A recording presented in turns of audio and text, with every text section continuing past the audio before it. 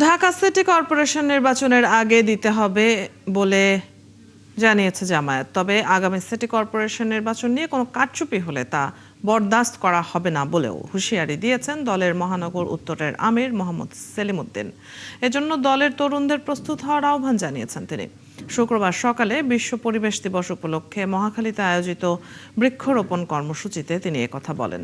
এ সময় তিনি অভিযোগ করেন, পরিবেশ রক্ষায় সরকারের নানা উদ্যোগ বাস্তবায়নের অভাবে রাজধানীতে শব্দ দূষণ ও পরিবেশ দূষণ প্রতিদিন বাড়ছে। এ সময় ইসলামী ব্যাংক প্রসঙ্গে তিনি বলেন, গ্রাহকদের স্বার্থ রক্ষায় ইসলামী ব্যাংক নিয়ে সব ধরনের ষড়যন্ত্র ঠেকাতে সবাইকে সচেতন থাকতে হবে। সরকার যেখানে শুধু মুখের বুলি আড়িয়েছে, এটা করে ফেলবে, ওটা করে ফেলবে, কিন্তু বাস্তব ময়দানে গিয়ে আমরা অনেক কিছু দেখি নাই। সবার আগে ঢাকা সিটি 2টাতে নির্বাচন দিতে হবে।